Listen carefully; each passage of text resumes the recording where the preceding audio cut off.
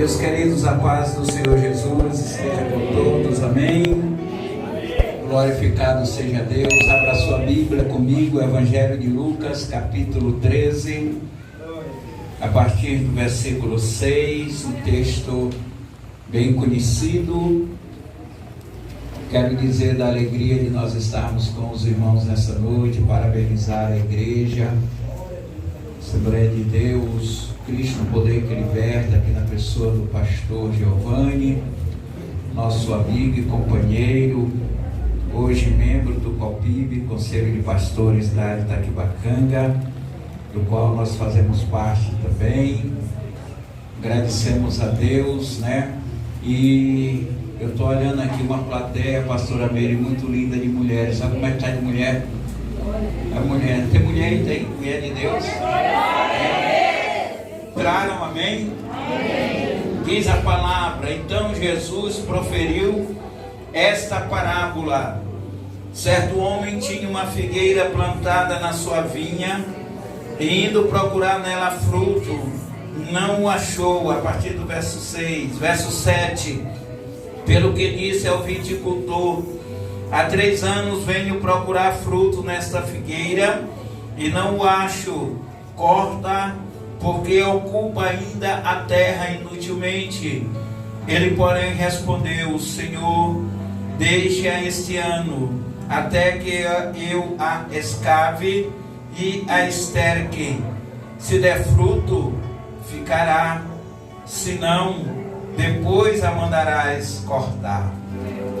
E para aquecer esse congresso, dia 19 de agosto, nós vamos estar realizando um pré-congresso na Vila Embratel, lá na Igreja Batista Ágape, pastoreada pelo pastor Álvaro Veloso, não é?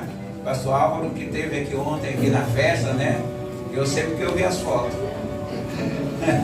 Estava aqui festejando com os irmãos.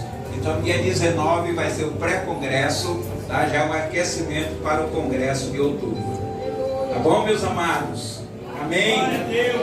Eu tenho 10 minutos para pregar a palavra. Talvez eu não gaste 10 minutos, porque quando Deus quer operar, Ele opera em 1 minuto. Quando Deus quer falar, Ele fala em menos de 1 minuto, não é? Ele pode falar em 2 horas, né? Tem os pregadores que tem uma rede boa, que dormem 2 horas, 3 horas. A minha é mais curta, né? Eu não acostumei com rede grande assim. As minhas são sempre mais curtas. Mas eu quero, antes de adentrar a palavra, agradecer a Joyce. Obrigado, Joyce, pelo carinho. Obrigado, tá? A gente fica assim lisonjeado, falta palavras, mas o meu gesto de gratidão fala por mim. Tá, filha? Obrigado. Deus continue te usando. É tempo de frutificar. Essa palavra ela ecoa ao longo dos anos, né?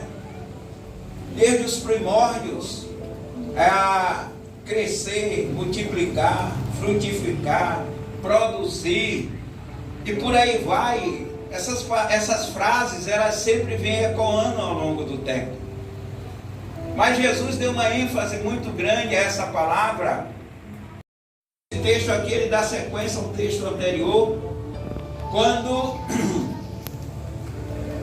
as pessoas chegaram para falar para Jesus a respeito da morte dos galileus, que haviam sido derramado seu sangue e misturado com sacrifício pagão. Ele também é antecedido pelo fato da queda da torre de Siloé, que caiu sobre 18 pessoas, e essas pessoas morreram ali.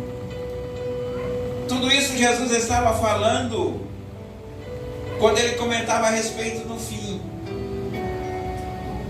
E ele questiona antes se aquelas pessoas, tanto os galileus quanto esses 18 que morreram pela queda da torre, se eles eram mais pecadores do que todos os outros. E ele ratifica a questão de que não, de que eles não eram pecadores mais do que os outros. Mas aí ele adentra esse capítulo na história bíblica, chamando não só os discípulos, mas as pessoas que com ele estavam, para uma reflexão para um lembrete, para uma correção de trajetória de vida, para uma análise íntima. Glória a Deus. Para que cada um pudesse se olhar no espelho. Deus Santo. E ele chamando aquela turma, ele vem aqui, deixa eu contar uma história para vocês. E aí ele começa a narrar essa história. E nessa narrativa tem algumas coisas que nos chamam a atenção. Primeira, que a figueira, aí fazendo a figueira, mas uma coisa que chama a atenção é que ela foi plantada entre as videiras. Normalmente não se costuma plantar figueira junto de videira. Por quê? Porque são plantas diferentes que requerem cuidados diferentes, ambientes diferentes de sobrevivência, cuidados diferentes e, consequentemente, cada uma delas tem as suas particularidades. E como tendo as suas particularidades, requer cuidados especiais. São plantas, sim, são plantas. São frutíferas, sim, são frutíferas. Boas para comer, sim, boas para comer. Mas cada uma é uma na história. Cada uma tem a sua vida, cada uma tem o seu trato, cada uma tem o seu estilo, cada uma tem a sua natureza, cada uma tem o seu cuidado. Eu estava meditando, pesquisando, analisando, ouvindo, e três coisas me chamaram a atenção nesse contexto de que, para que se plante as videiras, pelo menos três coisas são indispensáveis ser observadas para que colha-se boas uvas. E as colhendo, a gente possa extrair delas o melhor vinho, de melhor qualidade, com as melhores essências. Primeira é que ela precisa de ter um solo adequado. Não é qualquer solo para se plantar uma videira. Precisa ter um solo adequado. Segundo, precisa ter um clima ameno. O que é isso? É um lugar onde nem vente muito, nem vente pouco. Em que não seja muito quente, nem totalmente frio. Em que essa planta, ela possa se subsistir pelo próprio clima natural que ali passar por ela e não causar dano nenhum. Terceiro, ela precisa de uma boa mão do viticultor, do agricultor, do cuidado muito específico de alguém que entenda que ela é uma videira, que saiba como e onde plantar, que saiba como e de que jeito cuidar, que saiba que numa estação, num momento, num tempo certo, aquela videira, naquele lugar específico, com a adequação correta, ela vai poder produzir os frutos pelos quais ele vai esperar.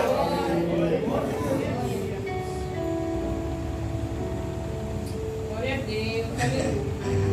Isso é a videira. Mas a parábola fala da figueira.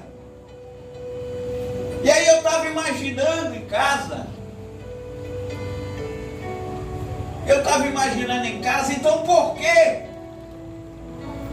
Por que o agricultor foi plantar a figueira lá no meio das videiras? E aí alguns pensamentos me vieram, e entre eles, de que ele procurou dar para aquela figueira a melhor qualidade de solo, como ele dava para a videira. Ele procurou colocar aquela figueira no ambiente ameno e propício, com qualidade de ar, com qualidade de clima, para que aquela figueira pudesse também, da mesma forma que a videira, produzir frutos de qualidade. Glória a Deus. Glória a Deus. Deus Santo. Aí eu estava analisando dentro da palavra, porque a palavra diz que o dono da vinha foi durante três fazer o quê? Procurar frutos e não encontrou. E aí eu estava pesquisando, estudando. A tradição diz que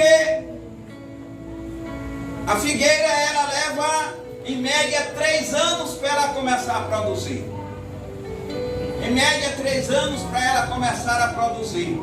Glória a Deus. E pela tradição dos hebreus, quando ela começa a produzir os 3 primeiros anos, ninguém pode comer do fruto.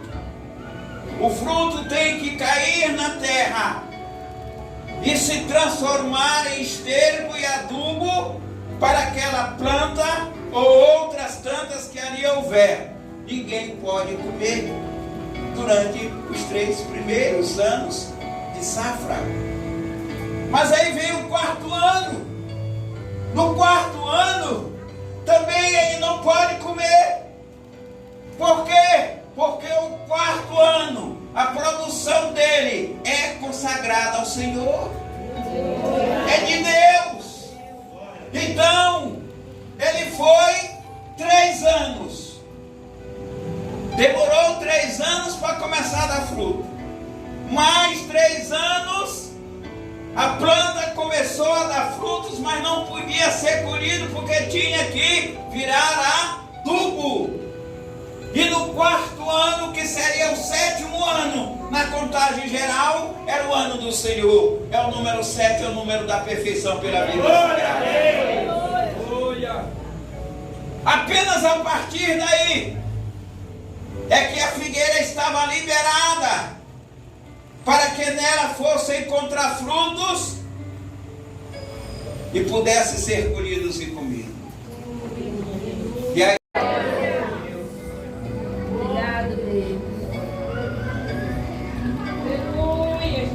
a terceira coisa dentro dessa palavra que a gente falou agora, a respeito da vinha, que ela precisa da mão do agricultor, uma boa mão do agricultor. Se o agricultor é bom, ele entende da arte, ele sabe